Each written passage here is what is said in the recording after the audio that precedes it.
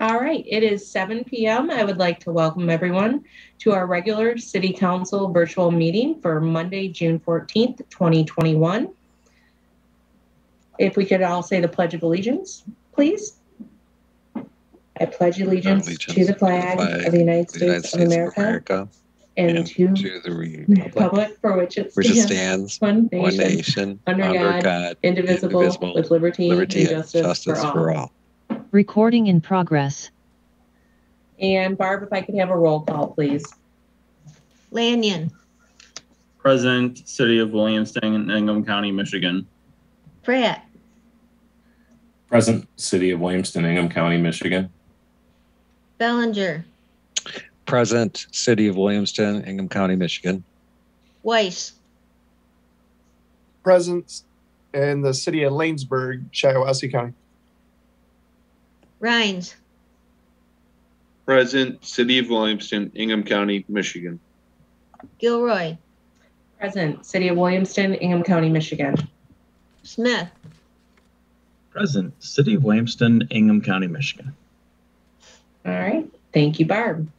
And now I'm looking for approval of this evening's agenda unless there's a council member that needs to have a change added or made.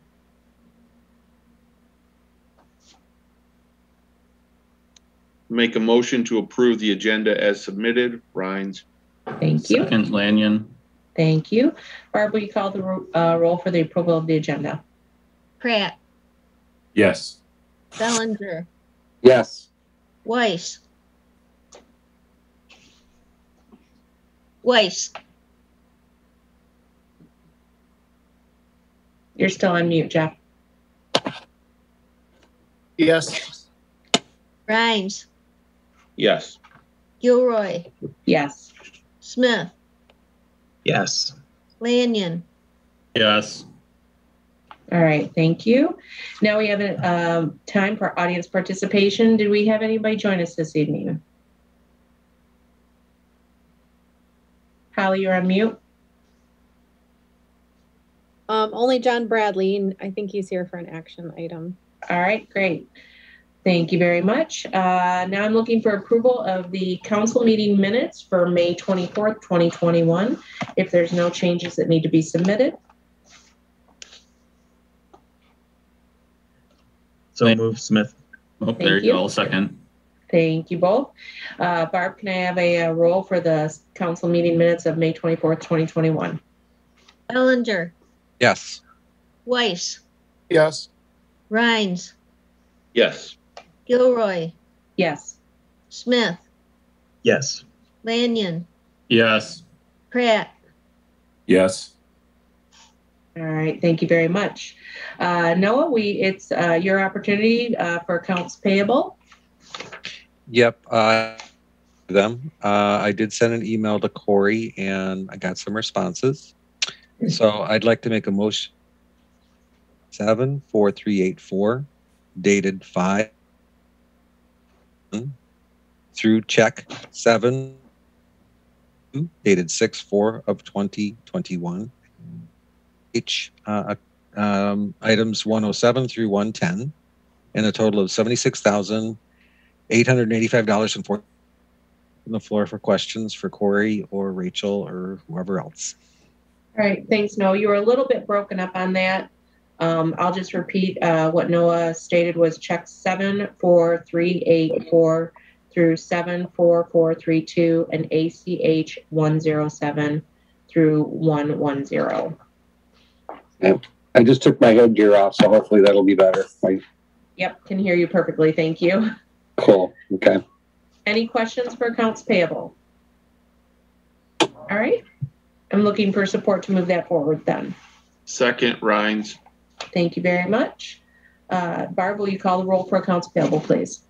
Bellinger. Yes. Weiss. Yes. Rhines. Rhines. Nope, you're on mute. There you go. Yes. Sorry. Gilroy. Yes. Lanyon. Yes. Pratt. Yes. Smith. Yes. All right, thank you very much. Moving forward on the agenda, item 8 is our TIFA 2B plan amendment public hearing. I'll go ahead and call that to order at 7:05. Have we received any correspondence or phone calls regarding the plan? I have not. All right. All right. I can close the public meeting then and then move forward to agenda items, correct, Holly? Okay. All right. Unless Corey has something to say on it. I don't. No, I see him shaking his head. So I will go ahead and close the TIFA 2B plan amendment public hearing at 7:05 p.m. We'll move right forward to our action items. And the first on our action items list is the consideration of a resolution to adopt the TIFA 2B plan amendment. And Corey, you have a memo in here for this, so I'll turn it over to you. Thank you, Mayor.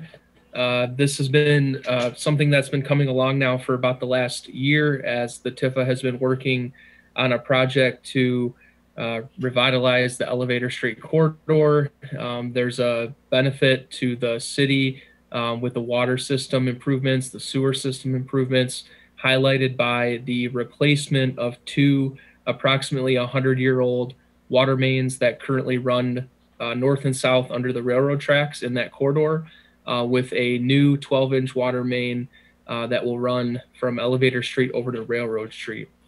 That's the biggest component of the project. The plan amendment does offer a phased approach to the project. So the design, the TIFA wanted to design the entire street terminating in a cul-de-sac at the far eastern end. We are not building that right now. There's some obviously financial reasons not to, but there's also some layout issues that we have to get through with. There's an existing barn that's still in the way of that happening down the road. So the current plan is to construct approximately half of the street. We actually just got the bids in at the end of last week, and there was an alternate bid that allowed us to bring that roadway all the way to the water tower, where there's a drive approach into the DPW site.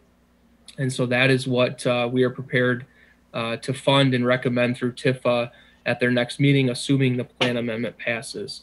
So that's item number 1. That's a very large project that the TIFA has been planning for actually for about 10 years. It was originally identified in a 2010 plan amendment, and that same sort of idea has filtered through to now 11 years later with some changes on the utility side. The second component of the plan amendment is the authorization of a purchase agreement for the TIFA to sell property located at 200 Elevator Street, which is also known as the Ice House. This is a very old barn that has been used for a variety of things over the years, and most recently over the last handful of half decade or so, it's just kind of sat empty.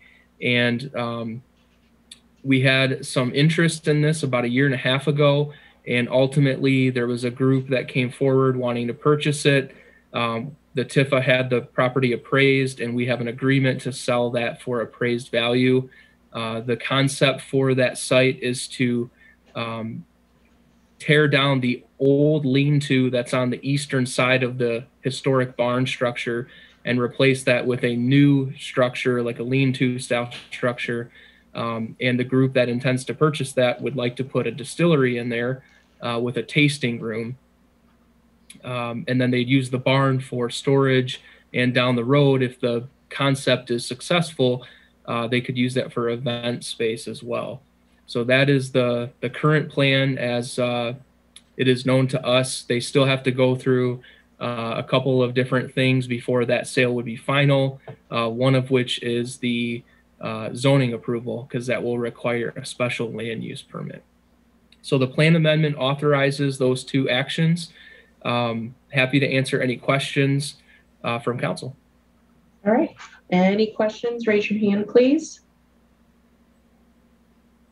If there are no questions or no discussion, because it's been very thoroughly presented to us, I will entertain a motion to move this action item forward. Lanyon. Oh, go ahead, sir. Okay, Bellinger would like to make the motion to approve a resolution approving the 2021 amendment to the tax increment finance development plan 2B. Lanyon seconds. Thank you both. If there's no further discussion, I'll ask Barb to call the roll. Rhines, Yes. Gilroy, Yes. Lanyon, Yes. Smith, Yes. Pratt, Yes. Bellinger, Yes. Weiss. Yes. All right, thank you very much. Next on our action item list is appointment of Terry Hansen to the Planning Commission for a term to expire 6/30/2024.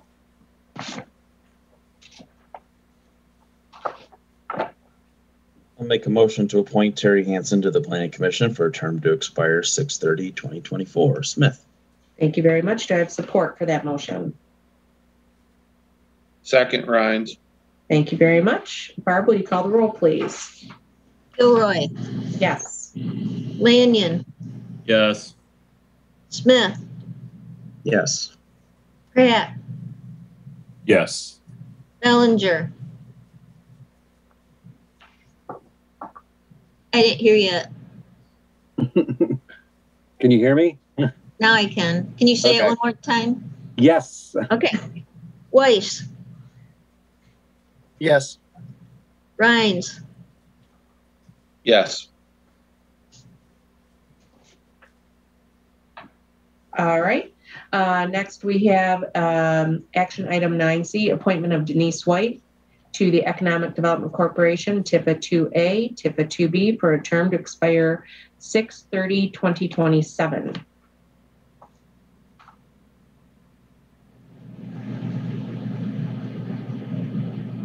I'll go ahead and make a motion for the appointment of Denise White to the Economic Development Corporation, TIFA 2A, TIFA 2B, for a term to expire 6/30/27. Smith. Thank you very much. Second, Lanyon. Thank you. All right, Barb, will you call the roll for this action item?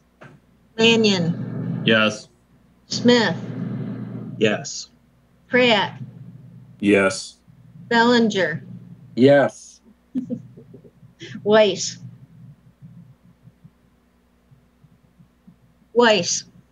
Barb, Councilman Weiss just texted me that he had to leave the meeting. Okay. All right. Thank you very much, Rachel. Rhines, Yes. Gilroy, Yes. All right. Moving along, we have our next action item, which is the 2020-2021 budget amendments. And Rachel, you put together a great memo here, so I'm going to go ahead and turn this over to you. Thanks, Tammy. I just have a couple of amendments for you this year. Typically, we do these in June to wrap up the year and make sure that we end the fiscal year with a balanced budget. So there are three ahead of you. The first one is in general fund. The net effect on fund balance is actually an increase in fund balance of $3,200. The second and the third kind of go hand in hand. It's the bond paying agent that wasn't budgeted for the Lynn Road project. It was $395, I think, is what we ended up paying. We have to do a budget amendment in Major Street and the 352 fund for that, because the 352 fund doesn't get any revenue other than from that transfer out of Major Street. So there's a little bit of a goofy back and forth that has to happen in order for both of those to balance. All right. Does anybody have any questions for Rachel regarding these three separate motions that will need to be made, and that's in the requested action? So does anybody have any questions, or do we need discussion on these items? All right, then I would look for the first motion for the 101 general fund, please. Make a motion to approve the budget amendments for the General Fund 101 as presented. Smith. Thank you. Second, I have support. Pratt. Thank you, Pratt. Barb, will you call the roll? Smith, Yes. Pratt, Yes. Bellinger, Ye- one more time. Yes. All right. Rhines, Yes. Gilroy, Yes. Lanyon, Yes. All right, thank you. I'm looking for the next motion for the Major Streets Fund 202.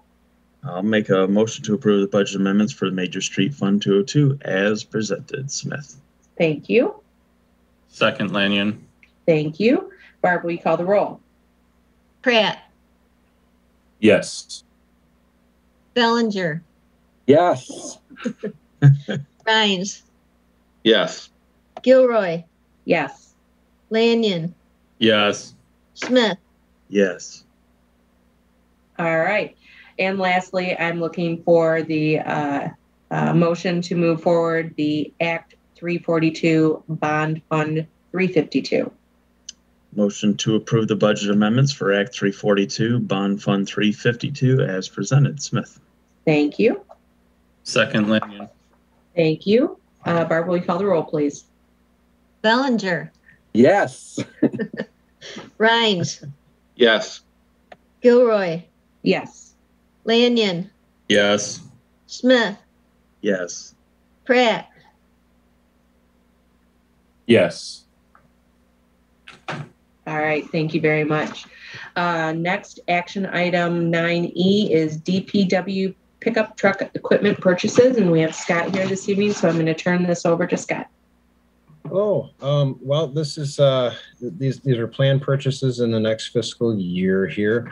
Back in April when these things were quoted, we were quoted a 2021 F-150 is our 4x2 pickup. We have a 2010 unit that is at the end of its service life and ready to be retired. And then there's another larger pickup truck that has the service body on it, and that one was quoted as a 2022 unit. As we were putting this stuff together, they contacted us and said, hey, due to the chip shortage, you better get your order in real quick. And in the course of a matter of, I don't know, less than 10 days, Ford shut down taking delivery of the 150s. And at this point, they're not sure when that would resume. Conjecture is that it could be into September, but there's no guarantees as to whether it'll still be within the state contract confines that have been bid out before. So I had to remove that from the request, and then we'll just deal with it as more information is available. But we are still asking for the 2022 4x4 F-250 pickup with the contractor box. The contractor box is the fiberglass body type. The last two trucks that we've gotten, we've gone to using the fiberglass body type, and it has turned out to be a very good adventure for us. The steel bodies, we've had problems with them rusting out around the wheel wells and then getting into the tools and so forth, which is what's starting to happen with the 2009 unit that's ready to go into a different type of service in our fleet. We would actually retire the 2006 unit and then take the flatbed that we had purchased a few years ago, move that to the 2009 that has the service body that's starting to rust out, thereby getting a little bit more usage out of the 2009 truck. We feel that that's a good repurposing of that. The truck with the flatbed often gets a lot of the dirtier, nastier jobs like the cold patching and so forth. So just doing right by the equipment that we have and preserving the best equipment and then putting the hardest duties and harshest duties on the older equipment. There is another request in here, which was a planned CIP purchase as well for this year of a new V plow for the pickups. This one would have a steel edge to it. We do have another one in the fleet that has a rubber edge to it, which the difference between the rubber edges and the steel edges have a lot to do with what's going on out there early in the season when you have gravel roads that aren't quite frozen. It's better to have that rubber edge. It doesn't scrape all the gravel up. And then other times we have really icy conditions or slush that's turning into ice as you're going through the event, and having that steel cutting edge on there is a nice feature. So the request is to have another plow for being able to handle the varying conditions out there. That plow, all of our larger pickup trucks, that the 250s and 350s, all have the attachment, so we can interchange these plows with any of the trucks in our fleet, and they have the controls in the cab for running these. So the purchase request would be put in now, and we don't know when delivery would be, but we are pretty absolute certain that it wouldn't come until our next fiscal year. And since the budget is approved for next year already, Corey was comfortable with me bringing this forward at this time, since the bill wouldn't hit us until the next fiscal year. So any questions? My only question is, do we want this in two separate motions because of the two individual totals, or do you want it in one motion acknowledging the total purchase price, which is on the back side of the memo? Well, I struck the number one because that was 50, and then you're left with number 2 and number 3. It is quoted on the same quote from Signature Ford, the 250 with the snowplow. So I guess it wouldn't really matter for our purchasing purposes, but in the memo I separated them because in our CIP we had given you the $30,000 total, the $43,000 total, and the $7,000 total. These two purchases will exceed a little bit what the plan was, but the 150 was going to significantly be under. So all three were still within our confines, but there's a little bit of balancing that's going on there. So that's why I had separated them in the request. Okay. I will go ahead and ask for two separate motions then for the Ford 250 and then the snowplow. So if any council member would like to bring the first one forward. I'll make the motion to approve authorization for the purchase of the F-250 for an amount not to exceed $43,893. Thank you, Brandon. Do I have support for that motion? Support, Bellinger. All right, thank you. Barb, will you call the roll? Rhines, Yes. Gilroy, Yes. Lanyon, Yes. Smith, Yes. Pratt, Yes. Bellinger. All right. And do I have someone that will bring forward the motion for the snowplow? Go ahead, Brandon. Okay. Lanyon moves to authorize DPW for a capital purchase of a Boss VXT snowplow for amount not to exceed $6,945. Thank you very much. Do I have support for this? And I'll do Bellinger support. Great. Thank you so much. Barb, will you call the roll, please? Rhines, Yes. Gilroy, Yes. Lanyon, Yes. Smith, Yes. Pratt, Yes. Bellinger. Yes. All right. We are now at our very last action item for the evening. It is 9F, the Silversmith Water and Wastewater Systems Maintenance Status and Tracking. Scott, this is your memo as well, and you've got two requested actions, so I'll let you go ahead and turn this over to you to give us a little background.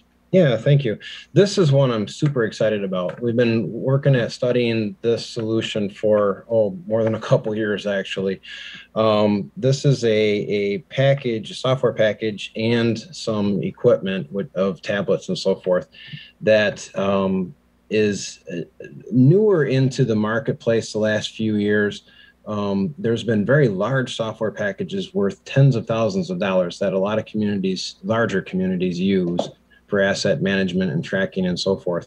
And this company is a Michigan-based company. They developed this software package in the oil and gas industry in northern Michigan, around Gaylord and so forth. And there was a need because of the gas wells out there and so forth for them to have a cost-effective but simple solution using tablets and cell phones and so forth for the staff to be able to work on and keep track of the equipment that's out there and so forth. They adapted it to the water and wastewater field and started offering it to the smaller municipalities in the state of Michigan, and it's just caught on like wildfire. They've got over 100 clients in the state of Michigan, and they're very price their price point is very competitive to where I'm comfortable that this is a tool that will actually get used and not just spending money on software, because that's a big concern of mine. If you get something that's too complicated, too high tech, whatever, you spend a bunch of money and then it actually doesn't get used. And I also have experience with our staff using a couple of tablets that we did get with the SAW grant.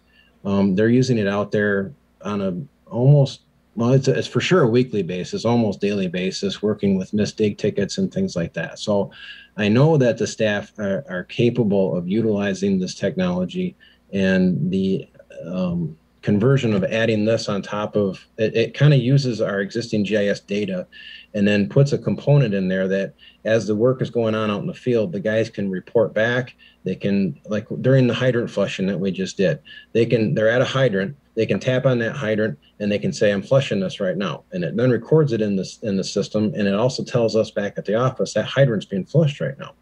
And then when they're done, they tap it again. And we now have a record of the hydrant that got flushed. They can do the same thing with valves. We're required to do valve turning programs by the state of Michigan. And this will automatically take care of some of that stuff. And the bigger thing that just happened is in the last few months, they changed their business model on another module that was used that they were promoting for water and wastewater treatment facilities. And the cost that they had originally been quoting us was, oh gosh, like $8,700 each plant over a year ago. And now that price, they've dropped it down to about 20% of what that original cost was going to be, because they got to looking at it and they thought, hey, if we can drop this price down and get more product out there, it was just a business decision for them, but it was also like a critical point for us that, hey, this is really becoming cost effective now. We need that for the wastewater treatment plant, for the water plant. There's a lot of equipment out there that has, different filters that need to be tracked and pumps that need to be replaced and tubes to this pump or to the chemical feed pump, that type of thing. And we're constantly struggling to keep up with making sure that we fix things on a schedule instead of having them break down on us, causing more issues. So I've had the people in to talk with all of our staff. We've had several meetings about it. They've done some demonstrations with it. They've put some of our water system on it for us to play with a little bit.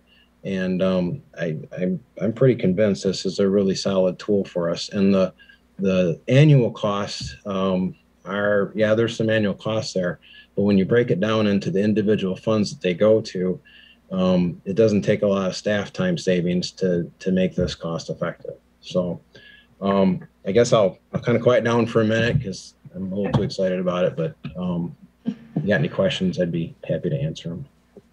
If anybody has any questions for Scott, please raise your hand. Mayor Gil, no, excuse me. Yes. Sorry about that. I just wanted to interject really quickly and point out something.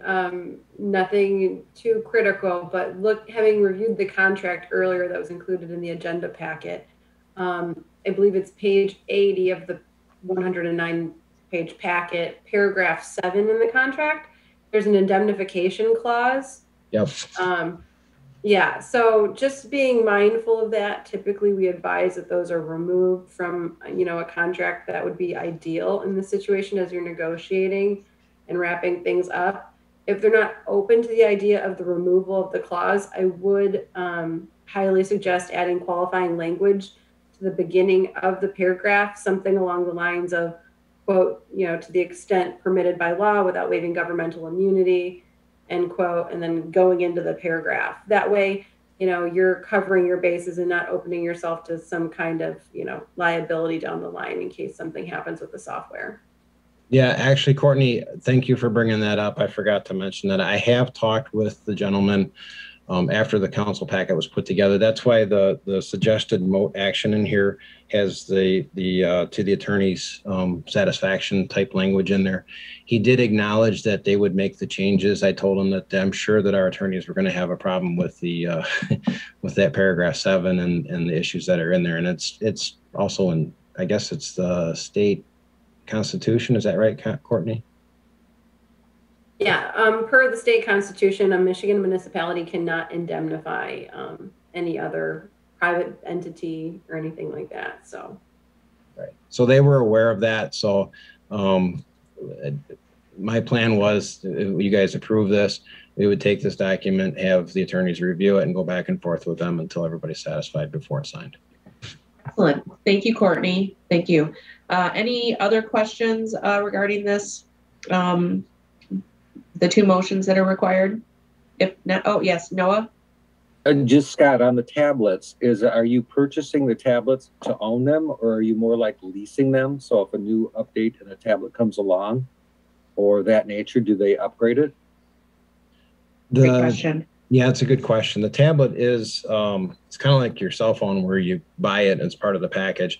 They're taking care of the unlimited data plans as part of the service. It's like $50 per unit per month, but they take care of all the upgrades and stuff like that. Now, there at some point, there will be a time that tablets have to be upgraded. The two tablets that we have with the SAW grant, those are purchased back in, I think, 2016. So they're pretty old at this point, and they don't have the capability of doing the live data plans like these ones do.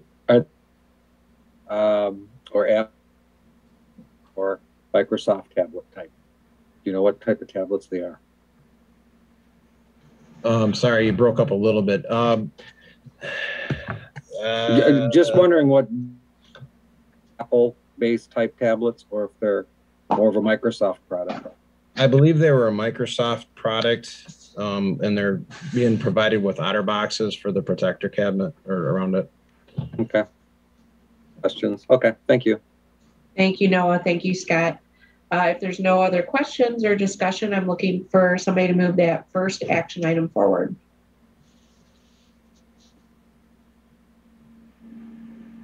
I'm making a motion to approve the service agreement pending city attorney review for asset tracker status software and data services for the city utility pipe network maintenance in the amount not to exceed $3,400 in initial setup and equipment costs, with annual recurring fees for hosting an unlimited data service of $3,300 from Silversmith Data of Gaylord, Michigan. Rhines.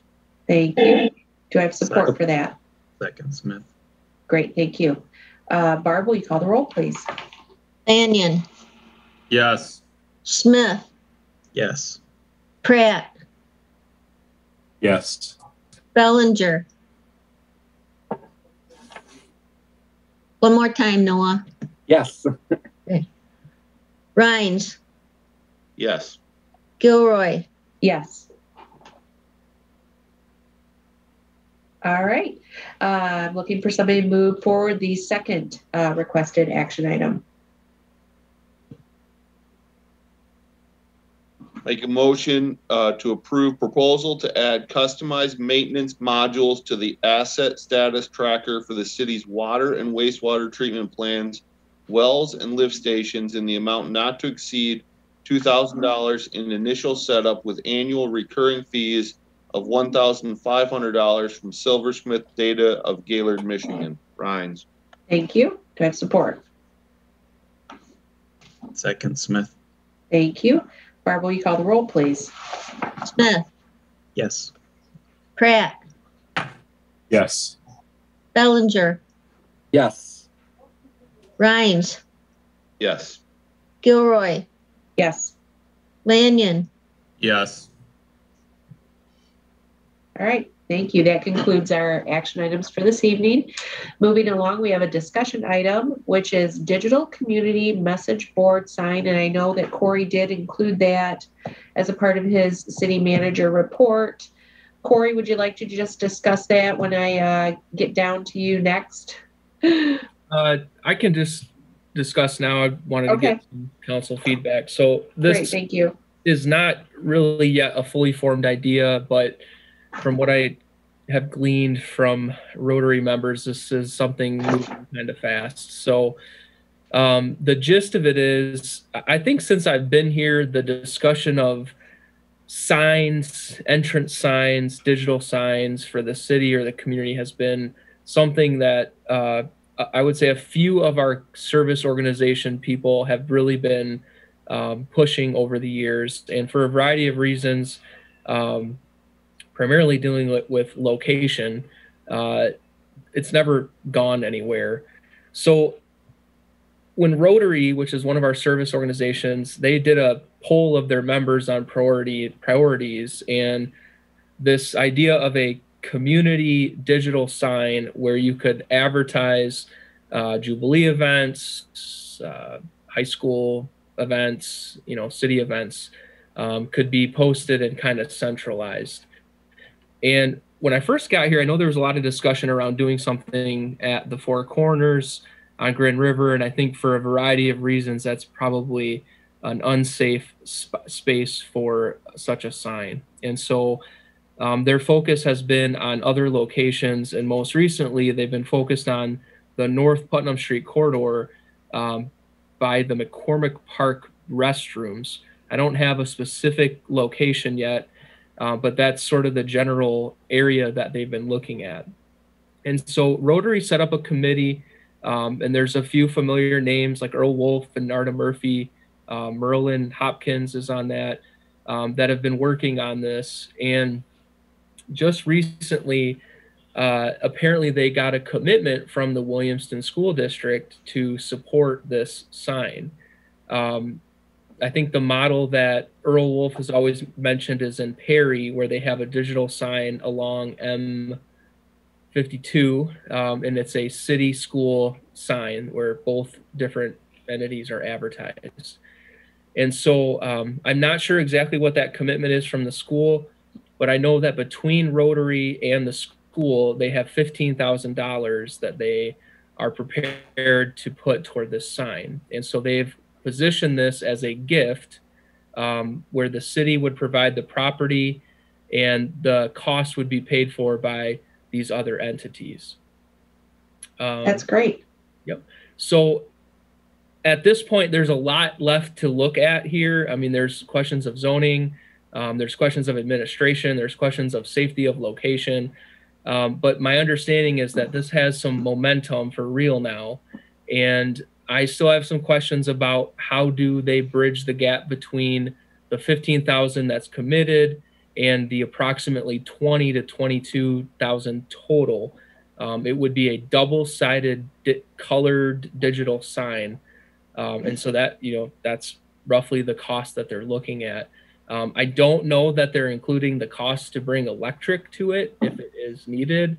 That's something we're learning over at Old Mill Park is you really have to think through all of the things that go into bringing something like that to the site.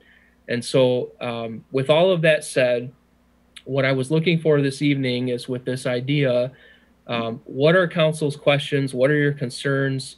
What are your thoughts on this being on a city property?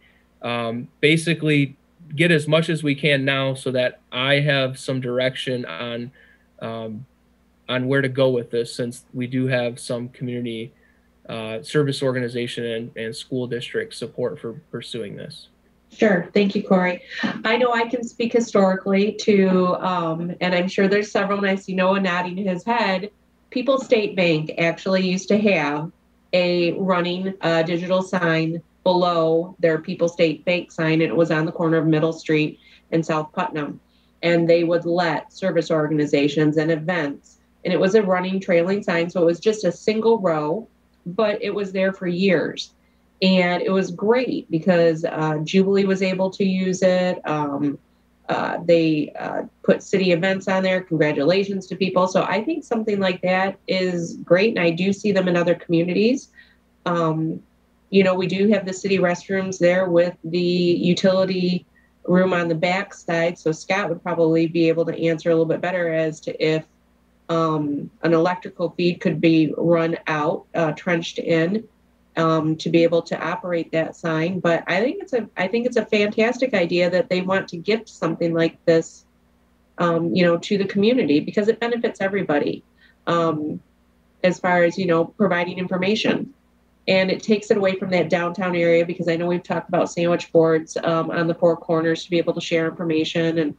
and the whole, all four corners of coming into town signage has been a big, always been a big topic. So I do like that idea, and I think it's a good location. So I'll put it up for other council member comments as well. I guess I'm gonna hop in here. You touched on a couple of my questions and the things that were yet to be addressed, Corey, with zoning. One of the things that popped in my head is we have a lot of questions in the downtown quarter with internally lit signs. Would a digital sign fall into internally lit, which we don't allow commercial businesses to do, so we can allow ourselves to do that. And I'll be honest, I don't know how just aesthetically one of those digital signs would look in McCormick Park. And also, who is going to be responsible for updating it? I know it's not a huge cost, but do we have any idea what the monthly electrical on a sign like that would run? Because they're giving us the upfront costs, or at least a portion of the upfront costs, but down the line, what's this going to cost us? I have an idea for a location, possibly. Actually, two. We are putting the new parking structure in there by the kayak launch. But then also, what about the Chamber of Commerce? And would they be willing to host a digital sign possibly there? And I get what you're saying, Dan, about aesthetically, and I guess we'd have to see what type of sign their ideas would be. What would it look like, and where would I guess we'd want to see that first, maybe to see where we feel that placement would be good at.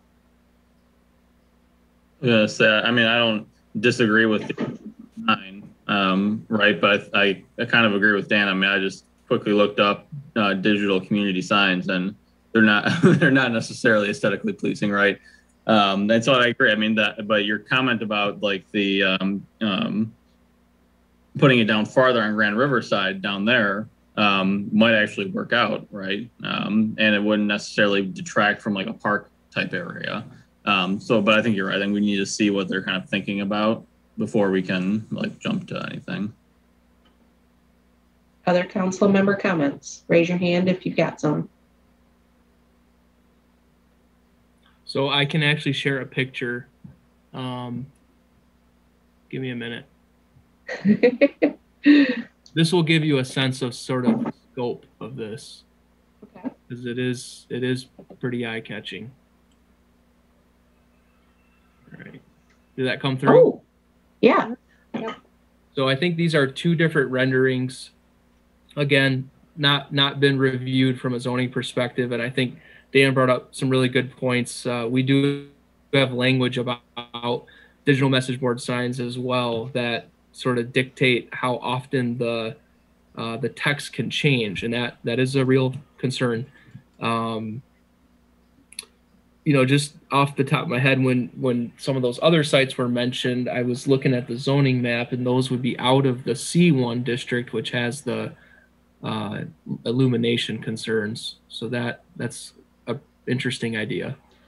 Well, and maybe Earl or someone could, and I'm going to tell you, I like these right now. So they've done their homework in presenting us with something with the Williamston logo.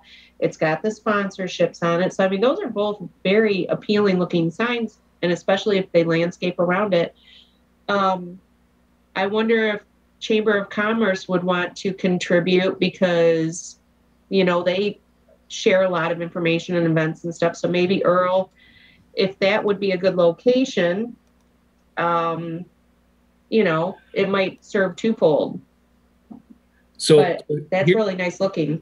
Here's what's interesting about the chamber. So the chamber's in the Depot Museum, the building that's owned by the Depot Board, but the underlying land is actually owned by the city of Williamston. Oh. So yeah, I think in either case, whether it's there or across the street, at our new site, which does have a spot for a sign. And so you're making my wheels spin a little bit. Right? That might be a great location because it's right.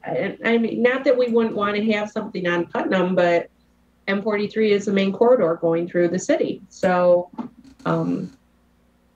this is definitely a great discussion to have. What was their time frame, Corey? Oh, of course, it was yesterday. Of course. I believe that they've got a price commitment on these signs through the end of this month. And so that's why I'm bringing it forward. I believe there's a lot left to work through.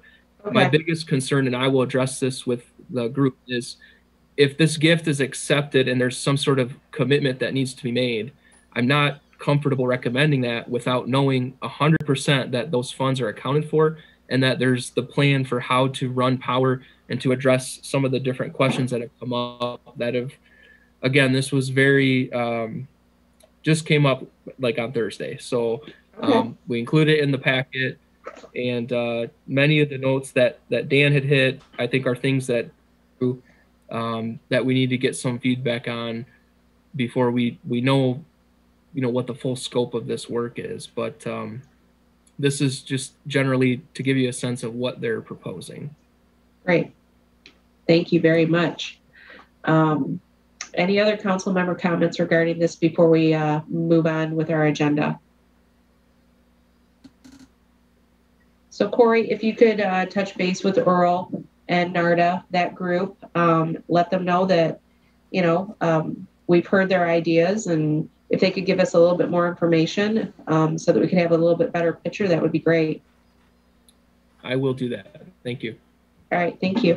That was our discussion item, which was also part of Corey's city manager report. We did not receive any correspondence, so we will jump right back into your city manager report, Corey. Is there anything that you wanted to add on to in your report, or does anybody have any questions for Corey regarding his report? Thank you, Mayor. I just wanted to add one thing I didn't touch on there. At our last DDA meeting, we had a discussion about the black planter boxes that are throughout the downtown. And I think, as Mayor Gilroy knows from those meetings, this year with the DDA has been pretty tough as we've tried to fund our 2 grant assisted projects. And so there's been a lot of things that they haven't done that they've been used to doing. And for a variety of reasons, I was recommending that we didn't do those plantings this year. And, the DDA wouldn't have that. So they came up with this great idea to try to get people to sponsor those planter boxes. And this was a great case where we had a couple of board members who asked for some parameters and ran with it. And in the last, I think, 2 weeks or so, just about every single one of those boxes has been selected by a community member. They've been planted. They've been working with other businesses to get placards made. It's been really neat. I think there's been a lot of positivity on social media from it, which sometimes that's not what you see on social media. So I just want to acknowledge the fact that we had a couple board members really step up and help out where we had a need. And that, to me, is just one of the best things about working with a volunteer board, is when you can actually get some help and they can follow through and, take an idea and run with it. So I just want to thank, it was Emily Sutton Smith and Susan Bird, our 2 board members that took the lead on that. And thank just all the folks that stepped up to help out with those this year. Yeah, if nobody's familiar with it, and I'll give you the Cliff Notes version of it. We created a contest for 18 planter boxes that are in our downtown area, and they're along Grand River and North and South Putnam. There are some over in the McCormick Park area. And I actually was walking with one of my neighbors, and we thought, oh, we'd love to do one. Well, I texted Susan Bird, and she's like, they've all been claimed, and now we have a waiting list. And if you've not gotten an opportunity to walk downtown and see just the unique things that people have done with these planter boxes, you definitely have to. And adopting the planter box was just not planting the plants, but it's the maintenance and the upkeep of it. So it's going to have, where you have a lot of foot traffic down there, just because of that simple reason. They look fantastic. We have everything from fairy gardens to a dinosaur park to, the placards that are put in. It's amazing. So I would just highly suggest everybody take a walk through the downtown area and see these boxes. And there's going to be a contest. I believe that we're going to be voting on several different categories that Emily and Susan have come up with. So that'll be exciting too to see what happens with that. So Corey's absolutely right. We put our heads together because we didn't want our boxes to be empty this summer, and it was very, very neat and positive outcome from that. Corey, anything else on your report? Any questions for Corey? All right, moving along, we've got Chief Wolf here, and I'll have him jump on. Good evening, everyone. PD is doing great. We're moving along. We had one of our officers resign this morning. So that's on a bad note, but a good note is I offered a conditional offer to a young lady who was with LPD for about 7 months, and then she's at LCC. She didn't care for the fast pace at LPD, and she really wanted a smaller community where she could get into community policing and be a part of the community. She's done a ride along with every officer. She's visited with myself and Bonnie, and we all came to the same opinion that she is going to be a great fit for this community, and she's excited. I've got her scheduled to start July 4th, that Sunday. All right. Well, thank you very much. We're always sorry to see officers leave. We hope it's for good intentions for their future, and we're excited when new officers come in. So wish them the best for us, please, and can't wait to see a female out there in the cruisers again. That will be great. Yeah, I think you'll do a really good job. Great. Thanks, Chief. Anybody have any questions for Chief at all while I have him still here? All right. Engineer DeVries has his hand up. Yes, Scott. Well, it's not a question for Chief, but just a bit of good news that happened today. I thought I would report to everybody. As we were sitting here having this meeting, Well 10 is pumping water into our system. So we got all the good news and got it back online today, this afternoon before I left the city to head out of town. Got her kicked back in and it's pumping water. So we did not have to spend the full amount that was authorized. We did have to spend a little extra money on, we did have to replace the drop pipe, and then there was a bad cable that had to be replaced. But we didn't have to do the chemical treatment. Awesome. Thank you, Scott, for updating on this. That's great.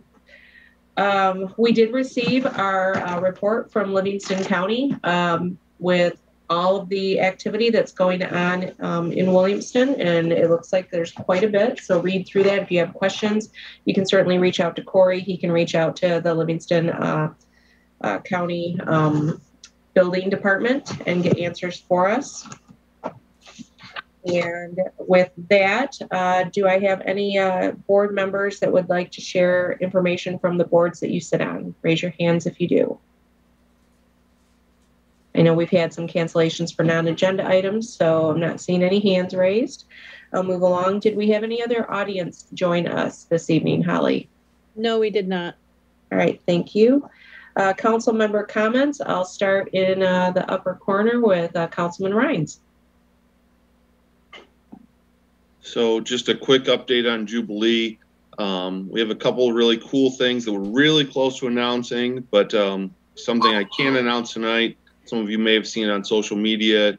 We have a young gentleman. He's actually a section leader in Michigan State's marching band. He's putting together an alumni band to march in the parade. So we've been missing the high school band for the last few years, but we're getting an alumni band in there, and there's been a great response from the community on that, and a lot of people are excited to do that. And I was just chatting with our reserves yesterday, so we got them locked in for the tent, so that was good. But we have 2 or 3 really big events that I'm looking forward to, but we're waiting for just like 1 or 2 things to make them. We're like 90% of the way on, but we'll be announcing some really cool things here soon. And Dan, you have a website that people can visit. And can you give us that address, please? The website's not, we're like 90% done on the website. The website, it's having to be ported over from its other server.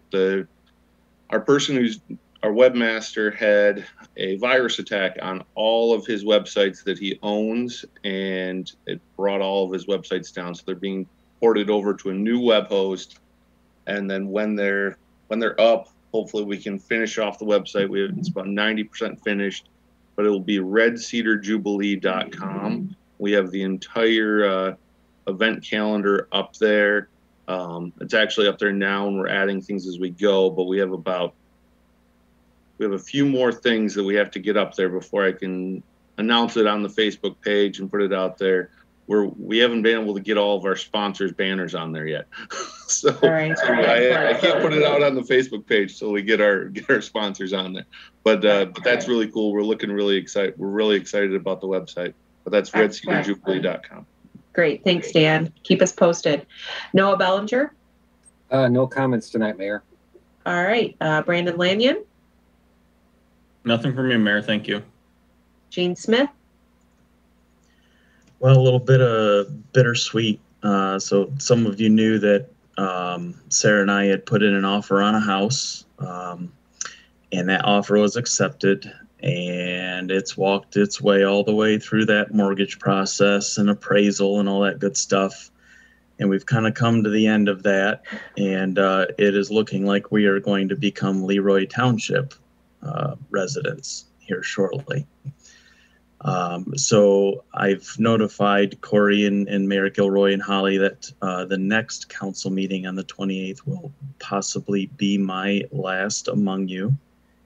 But what an amazing honor it's been so far. But we'll keep you posted how that goes. Yes, I regretfully had to accept his resignation earlier this evening, and so you will be missed tremendously, because you've been a real asset on the boards that you've served on, as well as council. So maybe we can squeak out one more in July, but if next meeting is your last, I know that we'll be able to, say good luck, and maybe Leroy Township will be able to use you, and you come with experience. So if you need a reference, let us know. Yeah, we don't actually start moving until a couple weeks into July, so that first meeting in July might still be an option. All right. Well, great. Thank you, Gene. Tom Pratt. I guess just a quick congratulations to Gene, but other than that, nothing else from me tonight. All right. I just want to give a huge accolades to the farmers market this past Sunday. They had over 30 vendors. It was amazing. I've never seen that many vendors at the farmers market, and it was such a great variety of everything from vegetables to candles, jewelry, flowers, the popcorn, breads, desserts, you name it, they had it. One really fun new booth was Lou and Harry's from East Lansing, and if you've had their hummus or their pita or their spinach pie, some came home with me.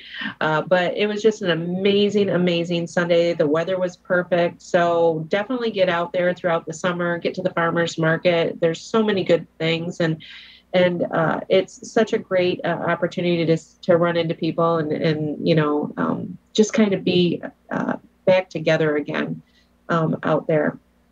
Every school has finished, so please just pay attention as you see kids out there in the community at the basketball courts or the playgrounds. Just be conscious and aware of that there's going to be a lot of kids out there in the community doing their summer thing, and we're happy for them. And Dan, keep us posted on Jubilee as it continues to get close. Usually we would be getting ready for it right now, so just have to wait a little bit longer. Anticipation is great, and I'm sure it's going to be just a successful, great event. And with that, those are my comments. Thank you so much for joining us this evening. Thank you, council members, Corey, city staff, chief, appreciate it. Scott, for all the good news on Well 10, we appreciate that. And with that, I will go ahead and call to adjourn at 7:59 p.m. Thank you, everyone. Recording stopped.